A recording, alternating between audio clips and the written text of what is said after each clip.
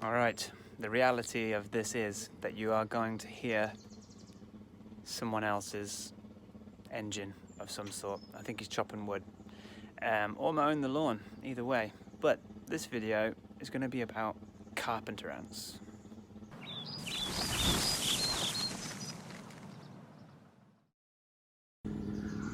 Okay, so for a little while now we've been finding these little guys, and we're pretty sure that they are carpenter ants. Got a few up here too. And these guys. Now I've been kind of panicking with these carpenter ants because they can destroy homes. They burrow into damp wood, but they've also been known to go into dry wood as well. So you know, we're living in the woods here. We're deep in the woods. There's plenty of wood stumps and things where they can be living. So to eradicate these is, you know, seems to be quite a challenging prospect. But we're going to have a look and see. The last thing we want is for them to gnaw through all the wood and our house fall down. So we're going to try and figure this out. I spoke to a exterminator guy. Sorry about this noise, it's just, that's life. Spoke to an exterminator guy, and they're trying to charge 750 bucks to come and treat this for a year.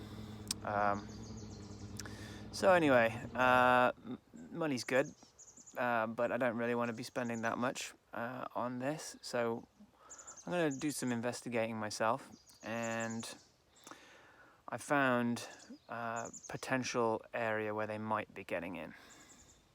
So this is like, behind this board is just this is kind of like a plywood sheathing for the house. It's super cheaply done. And then this is just like trim along the bottom. This ply goes behind this.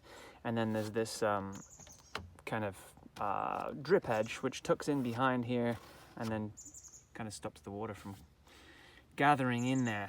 But if I open up inside here, we can see one little guy in there. I don't know if you can see him. Yeah, he's there, look.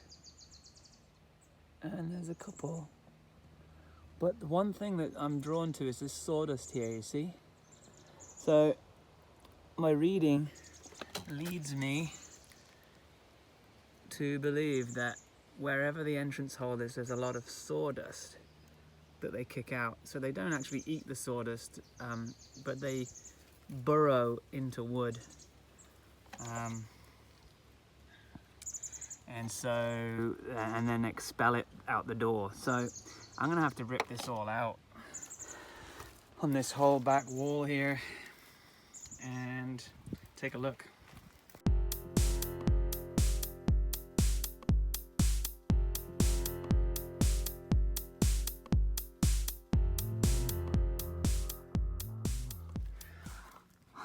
Okay, so I got a few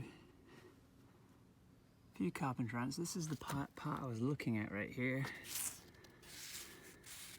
but there doesn't really seem to be a hole or anything where they're going into the house.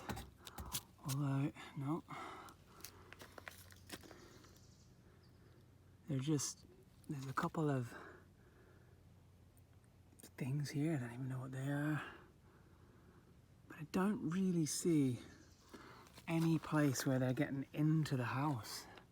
So that's good news for now. So I'm just gonna keep an eye on these guys and watch what they do and see if I can find a hole that they may be going into behind here, but so far, not bad. Okay, so there seems to be they tuck in behind this little bit of tar paper there.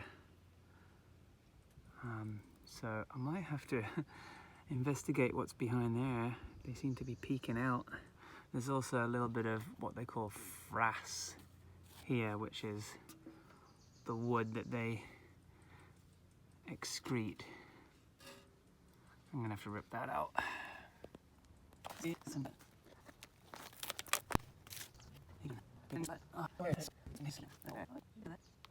See this guy? And that little hole down there.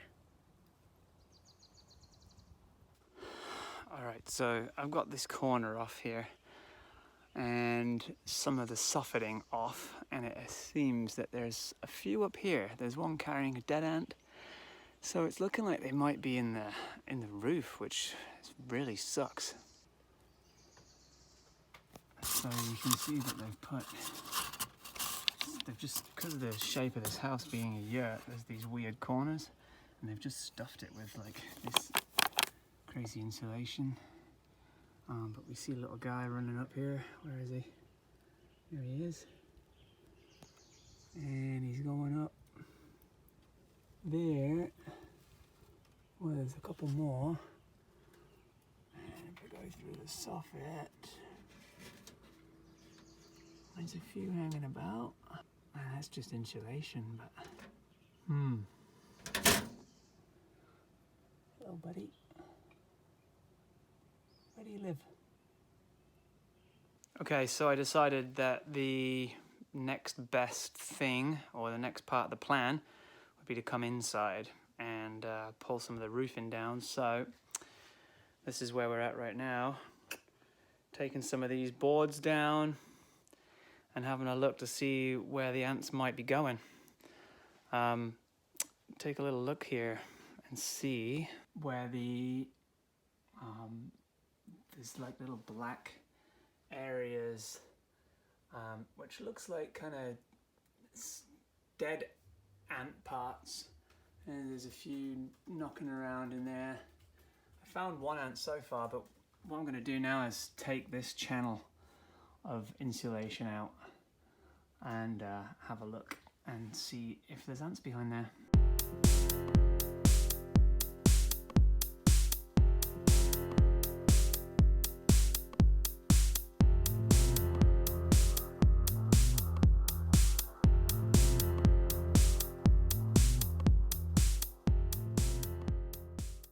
So you might be wondering why I'm even pulling this down, and why don't I just put some ant killer down. Well, I'm gonna try and trace them down and figure out if there's some damp wood that they're living in. So there seems to be a few ants up there, but nothing crazy. So this is on the inside of that piece that we were looking at on the outside, where they're coming in. But this definitely needs some work. This has been built like pretty badly. Well, it is somewhat demoralizing. And as I say, the reason we're pulling this apart is so that I can see if there's any specific place that these ants are going to, because they might be telling us something. They might be telling us that there's some damp wood somewhere that they are living in that we need to replace. You know, before we bought this place, the guys before had re-insulated the whole roof and then put this wood on. So I'm assuming that they noticed that everything was okay, and hopefully they would have told us if it wasn't. But what I'm noticing is there is no real kind of ridge vent or anything to allow air out of the top. So now I'm dealing with the thoughts of how we're going to do that. We're going to be able to put a ridge vent in above the top of the insulation, and how do we prevent ants from getting up there? The soffits are done outside, but they're not done right, and there's a gap between the fascia board and the roofing ply that comes down, so things can crawl into that section. So that's upsetting too. So some realizations are coming through here that there's some work that needs to happen to this place that I wasn't really prepared to experience. Okay, so the day has been bouncing back and forth between carpenter ants and making a video about planting vegetables. But I just wanted to give a quick summary on what happened during the day on the carpenter ants. So this is the corner of the house. Let me step back and show you. So yurt, This is where the two walls meet. And they had it stuffed with this because they didn't actually construct the walls properly. They have two completely separate walls. Instead of cutting the base plate, they cut it at 90s and then kind of didn't really join them. But if I was to build this, I would have cut the base plates and angled the end studs so that they would face each other, but they haven't done that. They have just done straight walls and haven't really joined them. So there's this great place right here where it appears that the ants are going in right into the back, into that little corner there, which takes them into the kitchen, but behind drywall. So I'm not sure what they're doing back there, whether they are living back there or whether they are going to go and find food in there and then coming back out and going back to their house. So we got to figure that out. So I think I'm going to leave it for today and come back to it soon.